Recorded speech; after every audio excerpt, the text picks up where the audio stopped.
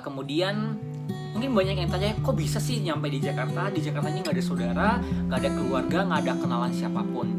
Caranya gimana? Memanfaatkan sosial media. Dulu di tahun itu, kalau kita di Nias mungkin yang lagi happening itu baru Facebook. Jadi gue sambil siaran radio, gue nge-add tuh senior-senior gue yang ada di kampus itu. Karena gue udah yakin nih, gue udah keterima, gue jadi anak kampus, so gue harus melakukan pendekatan dengan senior gue. Itu trik yang pertama. Jadi kok gue nge-add, gue coba chat-chat, hai kak, bla bla bla, gimana dong kuliah di sini itu gimana ya, gimana. Akhirnya gue minta tolong untuk dicari kosan. Dan puji Tuhan gue dapat orang baik, ada Kak Brenda sama Kak Brian juga yang bantuin buat nyariin kos. Jadi gue satu kos sama Kak Brian waktu itu. Jadi gue ngekos, intinya nyampe di Jakarta itu jadi kayak jam dari siang gitu ya. Gue pernah nyampe di Jakarta Utara itu sekitar jam 6 sore. Jadi udah mulai gelap. And you know, gue nggak pernah khawatir sama sekali.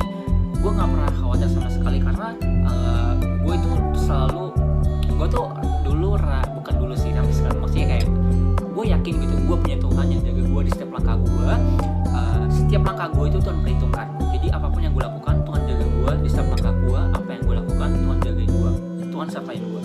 Jadi waktu itu gue masih pegang HP itu yang bukan kamera, cuma Nokia. Masih kamera tapi bukan Android. Jadi gue selalu chat dengan mereka itu SMS ya, bukan by WhatsApp or Messenger, no. Jadi gue SMS, mereka bla bla gimana, dan gue nggak tahu kan maksudnya kayak apa saja transportasi yang digunakan. Dan akhirnya gue tahu tuh Damri, belinya di mana, gue tanya terus. Akhirnya pokoknya gue nyampe di stasiun Damrinya itu di depan Mangga 2 Square. Gue ketemu mereka. Akhirnya mereka bawa gue ke kosan yang baru, bla bla bla, rapiin semua, dan kehidupan mulai berjalan dengan baik. Gak baik juga sih sebenarnya. Jadi baru mulai merasakan anak kos.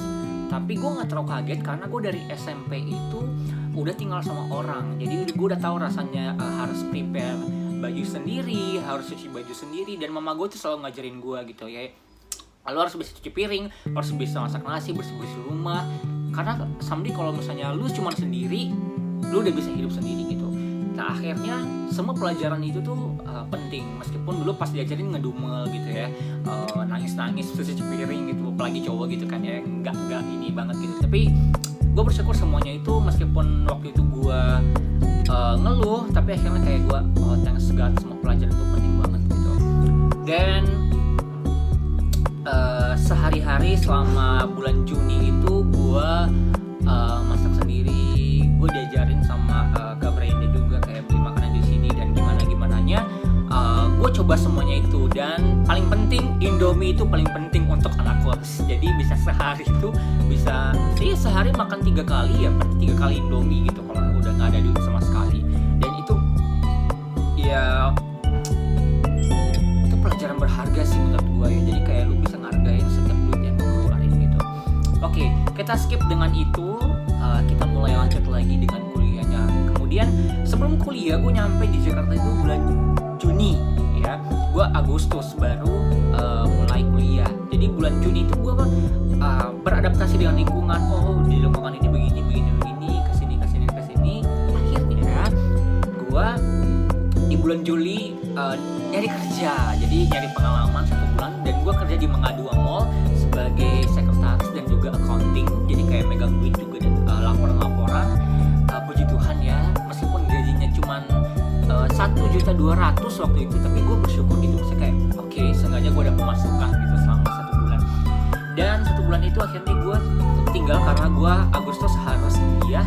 Dan you know, gue sebenarnya ngambil mata kuliah bahasa dan budaya Tionghoa. Jadi bahasa dan budaya Tionghoa sebenarnya itu kita belajar dari nol. Dan menurut gue gak susah banget.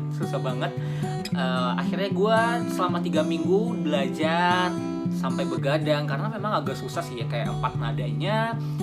Motivasi gue awalnya mengambil jurusan itu adalah di Nias itu gak ada, menurut gue gak ada yang bisa bahasa Mandarin. So selain opportunity-nya itu banyak dan gajinya juga gede ya.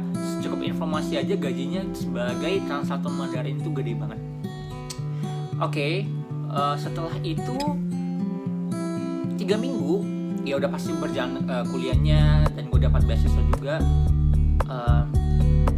Ini proses dari Tuhan sih kalau menurut gue ya. Jadi kayak gue harus pindah jurusan ke ilmu komunikasi setelah 3 minggu itu, dan puji Tuhannya masih dibolehin karena kalau kuliah itu kan kita ada jatah absen ya. Jadi selama 3 minggu itu intinya gue udah pakai jatah absen gue intinya. Jadi kayak gue udah nggak boleh bolos lagi setelah itu. Dan akhirnya berjalan semuanya sampai semester 8. Puji Tuhan gue lulus dengan IPK 3,59. Semua berjalan dengan baik. Tapi apa yang orang lihat baik itu belum tentu baik dengan prosesnya. Semester 2 dan semester 3 itu gue IPK-nya itu 0,6 dan 0,16. Why? Karena gue gak ada duit buat bayar kuliah. Kenapa bayar kuliah? Karena perpindahan jurusan itu beasiswanya hangus waktu itu. Tapi waktu sekarang gak tahu ya sistemnya gimana di sana di kampus. Tapi intinya pas gue pindah dari jurusan BBT ke ilmu komunikasi itu semua beasiswanya hangus, jadi dihilangin. Jadi gue bener-bener bayar dari nol.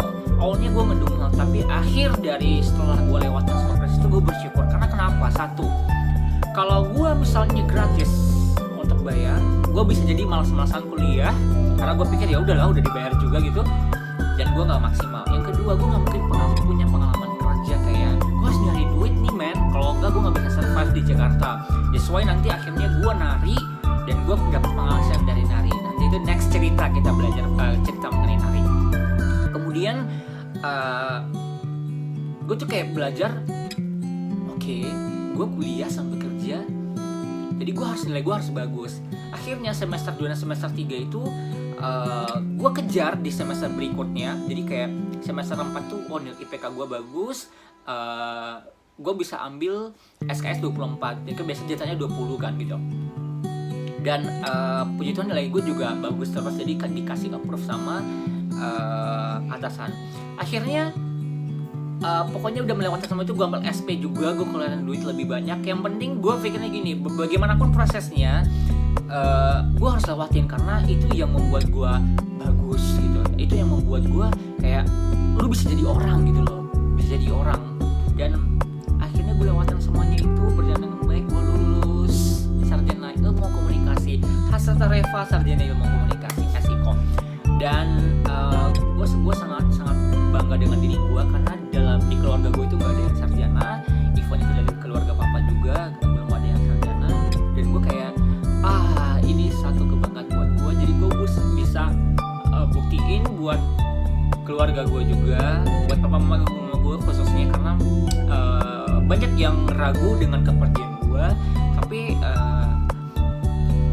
di akhir itu semuanya gue buktiin kalau gue bisa gitu. Dan how to make it happen buat kalian yang mau, dan mungkin kalian punya niat kayak gue pengen kuliah di Jakarta atau pengen kerja di Jakarta, lo harus punya positive minded. Jadi kayak lo harus positive thinking. Gue nggak bisa di Jakarta, gak ada orang, gak ada, no. Ingat ya, jadi kayak hukum itu kalau lo selalu berpikir negatif, hal negatif yang lo pikirin itu akan datang kepada lo juga.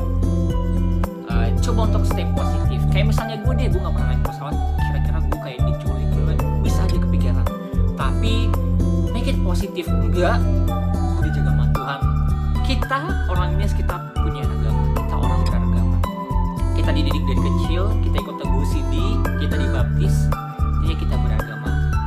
Ajaran agama itu kamu gunakan di real life-nya, itu baru membuktikan bahwa kamu orang beragama. Tuhan jaga kita di apapun itu agama kita, apapun itu agama kita pasti yakin kalau Tuhan itu selalu dengan kita di setiap langkah kita. Dia nggak bakal biarin kita jatuh sendiri. Even lu jatuh, itu mungkin pelajaran gitu. Jadi kalau lu ada satu masalah, itu bukan satu hal yang kayak lu mati besoknya, enggak. Itu bukan karena Tuhan jahat, tapi kayak lu diproses dengan itu. Dan ingat, proses itu anggap kayak ujian. Kalau ujian nasional pasti lulus. Berarti kalau lu nggak lulus ujian itu, berarti lu masih belum bisa untuk upgrade. Jadi kayak lu kalau udah bagus, berarti lu bisa makan batu. Kalau lu masih nggak bagus, berarti lu masih minum susu gitu. Jadi kayak makanan lu yang biasa-biasa aja. Tapi kalau udah jago gitu ya, jadi kayak lu dikasih tantangan yang lebih besar lagi, big challenge gitu. Jadi semoga banyak hal positif yang mungkin kalian bisa ambil dari video gue ini. Jangan pernah berhenti untuk bermimpi. Mulai dari sekarang, jangan mulai besok, karena kalau kita ngomong besok tuh nggak habis-habis. Oke, stay positif.